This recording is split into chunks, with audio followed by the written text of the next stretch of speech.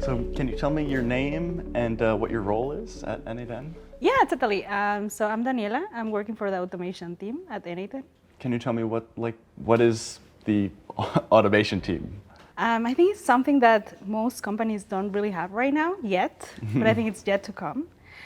So we basically look for all the areas where the company needs to improve their processes. But not only that, we also help other teams to get more into n8n itself, get excited about it. And we also do some hackathons internally to produce new products itself. So we don't only do n8n itself, we actually consume it ourselves. And that's what our team does, yeah. It's almost like, proving the point, right, internally of that it works. Exactly. Exactly. Can you go in a little bit more of the day-to-day of what you guys do and kind of the goals of your department? I gotta say that we wanted to rebrand it to the Programmer team. Still not sure if it's official. I don't think it will get official, but yeah, totally. So we basically make sure that we're aligned with the company goals as well. And one of the company goals is to become the company of the future, right? And that's what we're trying to build with the automation team. We want to make sure that people are not doing these manual tasks that are outdated, that are just taking their time. We want to empower them to actually do what they are entitled to, right? If you're a legal person, for example, and you're building your documents and you're always changing the same clauses, why could you need to do that? You could need to be doing research, something more interesting for yourself. Maybe, I don't know, if you are in AI, as our legal team is, learning more of what is happening on those terms, which is more relevant for everyone.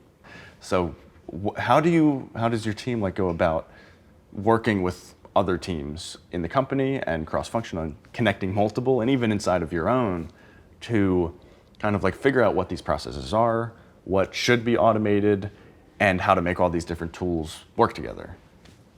Yeah, well, there's a process on how we actually decide. As I mentioned, we have company goals already set. We want to automate most of the tasks. And then we know which are the most processes that are in place right now that will have a good outcome or that they can actually be automated. I gotta say that I'm not the expert in terms of defining it itself, because we have a whole team that actually decides that. I'm not doing it alone, that's what I meant. It's a teamwork in deciding what are we actually automating. So a lot of communication. Yeah, I think it's more communication, making sure that we're not just building something for ourselves just because it looks fun. Yeah, and I'm sure the automation department has a lot of pressure on it to be an example for the other teams, right, in terms of automating their processes and stuff. So I'm curious, what types of automations does the automation team use to make its day-to-day work more streamlined and get more value out of your day? Yeah, actually, as you mentioned, we also have in place a system where we gather the requirements from other teams. Let's say that your team has a really great idea of automation. Then they can go to Slack, just do the request for our team, and we just predefine some questions on Slack. And then this will trigger an automation for us to have the project there visible, for us to decide on the priorities as well, because we have so many requests and it's so impressive.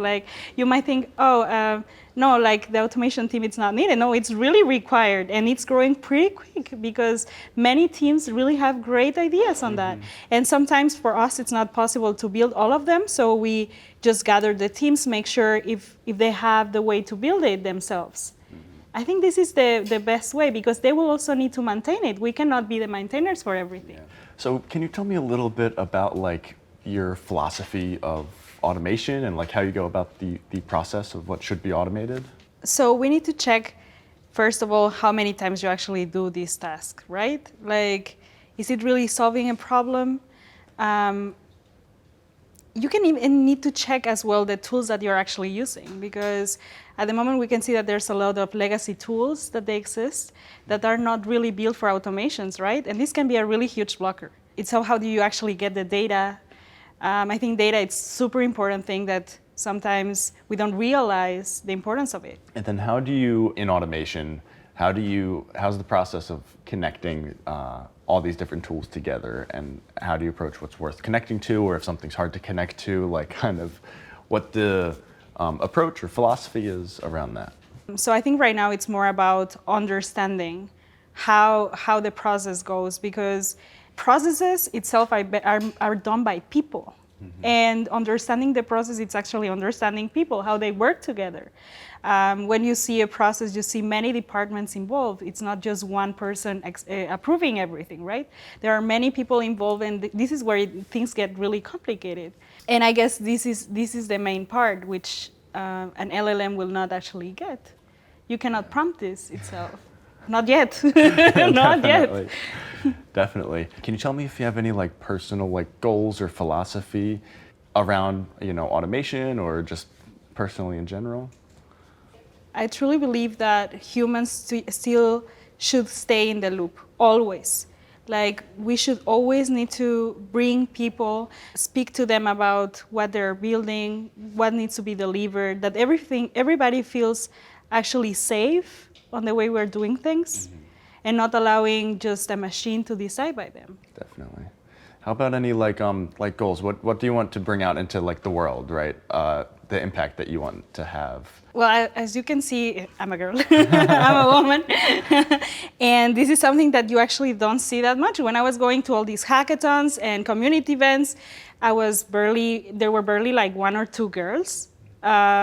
I had the chance to win one of them, and I was the only one in the stage up there, which is sad, because we need to have more of a open perspective, more a holistic perspective in the tech scene.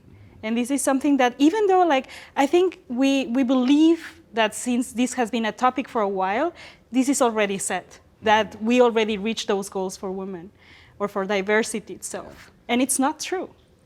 We're still not there. Is there anything you can say, like specifically directed to people out there who don't know, to women or anyone else really that feel left out of this, that considering your experience, to really help, or any words of advice or guidance? Yeah, we're starting a community in Berlin. We're trying to empower women to make them feel that they can actually build something as well. Because other thing that I realized is not that women have no interest on it. They do have interest. We are interested into building, into getting into tech. The problem is like it's intimidating when you get into a room which is full of men, and I'm not saying that they're behaving bad towards you or anything. It's just the whole thing of just putting yourself there. It's intimidating. It can bring you into make you feel that maybe you don't belong there. And I think that's something that needs to be changed. In our team, fortunately, we have like a 50-50 split, which is really, really nice. And we see how we complement each other. It's nothing that they know better, we know better. This is not the thing. It's like we complement each other, and we need to have a broader perspective.